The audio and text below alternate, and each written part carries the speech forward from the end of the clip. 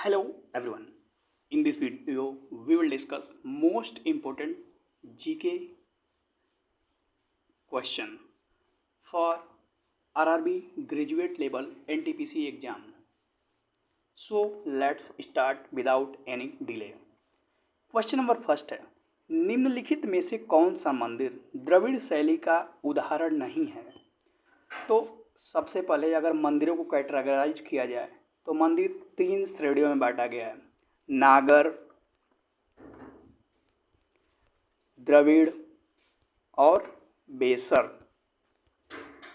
जो उत्तर भारत के मंदिर होते हैं ये नागर शैली में आते हैं और दक्षिण भारतीय मंदिर द्रविड़ शैली में, और दोनों का जो मिक्सचर होता है, मिश्रण होता है, ये बेसर शैली में पाए जाते हैं।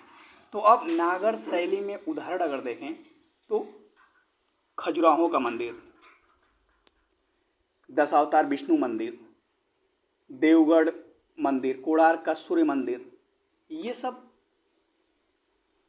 उत्तर भारतीय मंदिर हैं जो कि नागर शैली में आते हैं। जो उत्तर भारतीय मंदिर होते हैं लगभग हिमालय और विंध्य के बीच की भूमि में स्थित हैं। तो इसमें पूछा द्रविड़ शैली का उदाहरण नहीं है, तो यही हो जाएगा, खजुराहो का मंदिर जो है नागर शैली का उदाहरण है।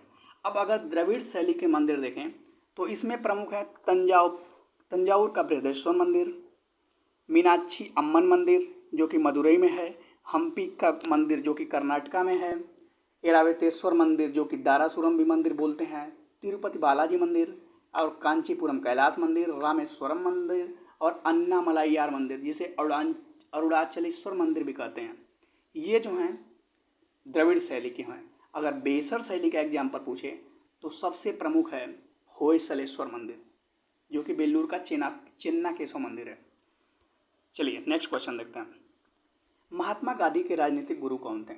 तो महात्मा गांधी जो थे इनके राजनीतिक गुरु थे ऑप्शन डी गोपाल कृष्ण गोखले। जबकि अगर गोपाल कृष्ण गोखले के राजनीतिक गुरु पूछें तो इनके गुरु थे महादेव गोविंद रानाडे, MG रानाडे। और अगर सुभाष चंद्र बोस के राजनीतिक गुरु का नाम पूछे तो चित्तरंजन दास, जिन्हें कि देश बंधु के नाम से भी जाना जाता है। नेक्स्ट क्वेश्चन देखते हैं। कंदरिया महादेव मंदिर, इस मंदिर का निर्माण किस राजवंश ने कराया था? चंदेल, राष्ट्रकूट, चालुक्य या कलचुरी वंश? तो इसका सही उत्तर होगा चंदेल वंश। जो कंदरिया महादेव का मंदिर है ना, इसका निर्माण चंदेल वंश ने करवाया था जो कि बुंदेलखंड क्षेत्र में एक प्रमुख राजवंश था। और इस मंदिर का निर्माण जो है चंदेल राजवंश का जो राजा था धंगदेव बोलते हैं, धंगदेव, इसने कराया था 999 ईस्वी में। ठीक है, ईसा पूर्व नहीं, ईस्वी में।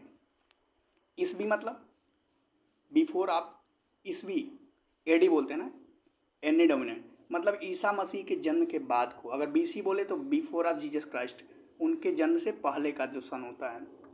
और ये मंदिर जो है ना खजुराहो में स्थित है जो मध्य प्रदेश के छतरपुर जिले में स्थित है। चलिए नेक्स्ट देखते हैं। प्रथम बौद्ध संगीति का आयोजन किसके काल में हुआ? काफ़ी इम्पोर्टेंट क्वेश्चन है। तो प्रथम बौद्ध संगीति का आयोजन जो हुआ था ये अजातशत्रु के शासनकाल में हुआ था। ठीक है, तो आपको चारों बौद्ध संगीति, उसका समय, स्थान और किसके शासनकाल में हुआ था और अध्यक्षता किसने किया था, ये पता होना चाहिए। तो आइए एक एक करके देख लेते हैं। पहली बौद्ध संगीति हुई थी 483 बीसा पूर्व में, 483 बीसा पूर्व यानी BC में राजगृह में हुआ था, राजगृह।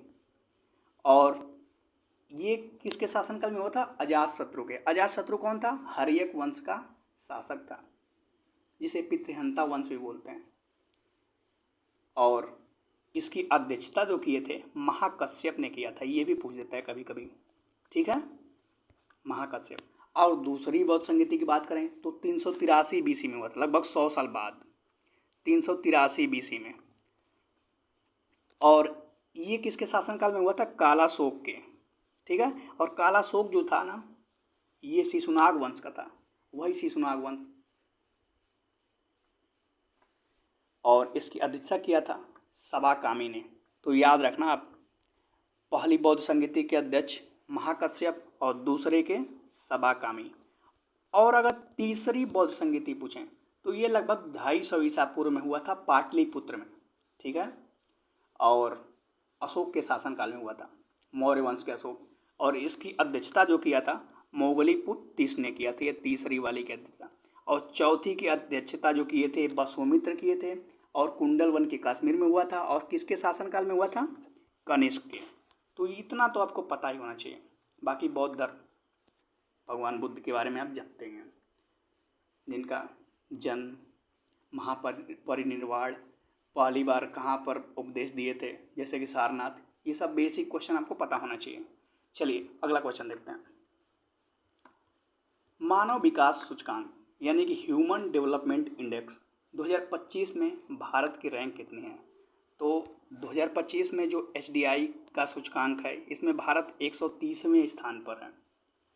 अब जो विभिन्न सूचकांक जो हैं उसमें भारत की रैंक पूछी जाती है, तो जो मुख्य हैं उनको तो ज़रूर आप एक बार पढ़ लीजिएगा।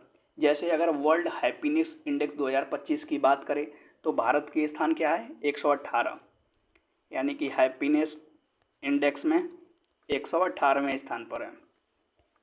ये देखिए यहाँ पे हैप्पीनेस इंडेक्स, ठीक। और अगर वैश्विक भूखमरी सूचकांक यानी कि वर्ल्ड हंगर इंडेक्स की बात करें तो 2025 में तो अभी आया है, लेकिन 2024 का पूछ सकता है। 2024 में भारत 105वें स्थान पर था वर्ल्ड हंगर इंडेक्स में। और बाकी इंडेक्स अगर देखना हो तो वीडियो पड़े होंगे, आप देख सकते हैं इसी चैनल पे। चलिए अगला क्वेश्चन देखते हैं। मिजोरम की सीमा किस राज्य से होकर नहीं गुजरती है? यानी किस राज्य से टच नहीं करती है भारतीय राज्य से मिजोरम की सीमा?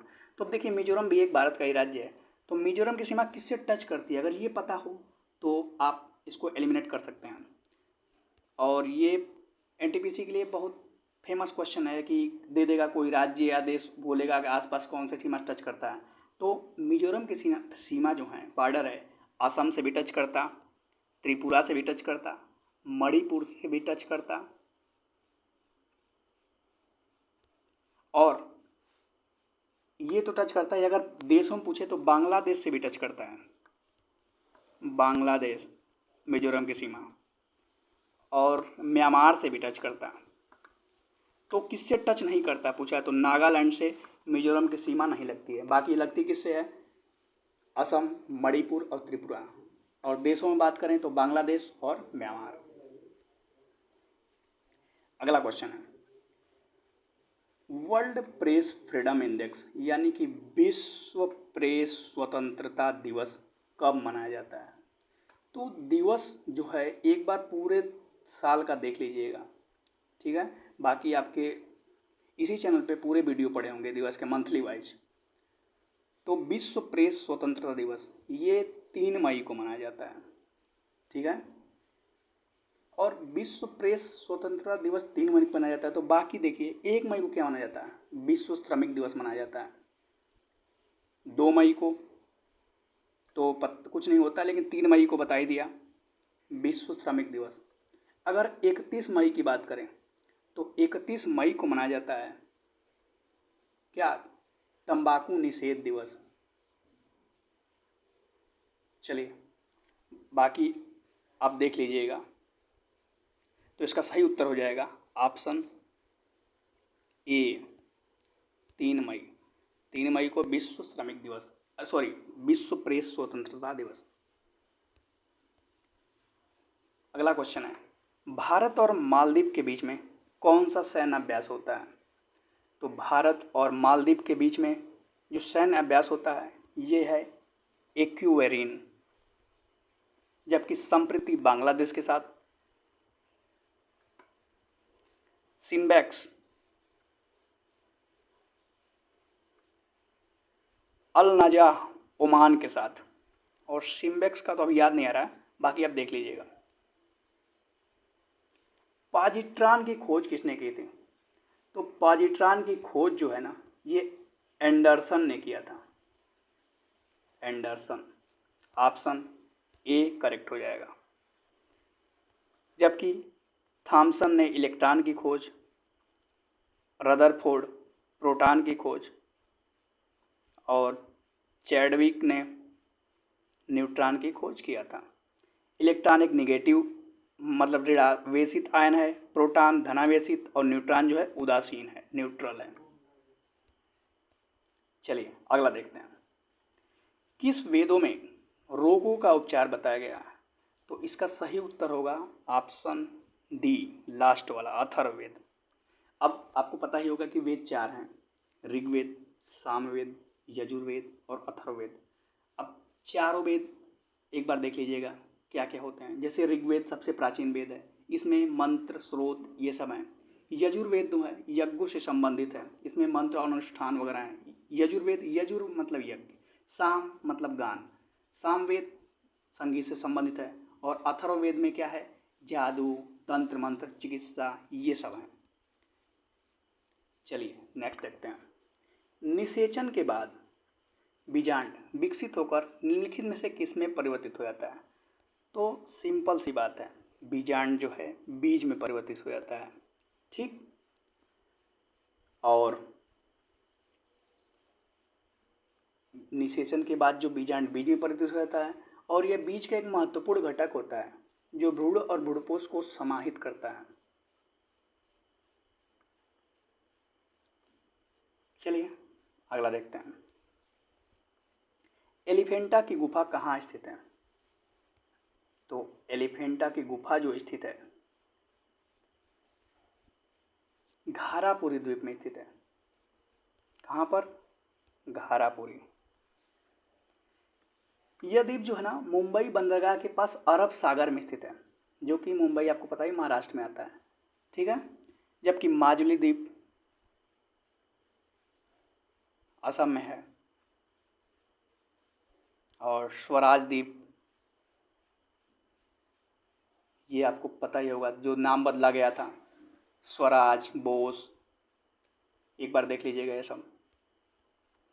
अगला क्वेश्चन, प्रथम आंग्ल मराठा युद्ध कब से कब हुआ था? तो प्रथम आंग्ल मराठा युद्ध, देखिए 3 मराठा युद्ध हुए थे, तो इसमें प्रथम आंग्ल मराठा युद्ध हुआ था 1775 ईस्वी से लेकर 1782 ईस्वी तक हुआ था, ठीक है। और अगर दूसरा आंग्ल मराठा युद्ध पूछे तो 1803 से 1805 तक हुआ था दूसरा।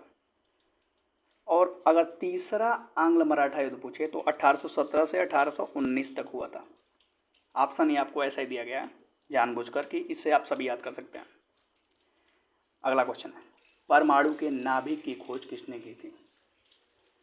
तो जो परमाणु के नाभिक की खोज है ना, ये अर्नेस्ट रदरफोर्ड ने किया था। ऑप्शन बी करेक्ट हो जाएगा, अर्नेस्ट रदरफोर्ड। जबकि अगर आपसे पूछे कि स्थिर अनुपात का नियम किसने दिया था, ये भी काफ़ी इम्पोर्टेंट है, पीवाईक्यू में आ चुका है।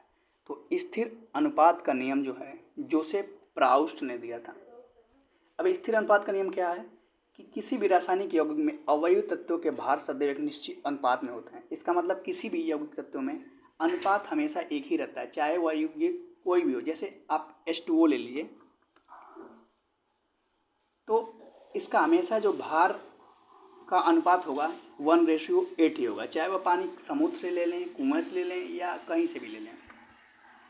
चलिए, तो ये थे आज के कुछ महत्वपूर्ण क्वेश्चन। अब आपके लिए क्वेश्चन है कि अंतर्राष्ट्रीय जैव विविधता दिवस कब मनाया जाता है? इसका आंसर आप कमेंट बॉक्स में अवश्य दीजिएगा।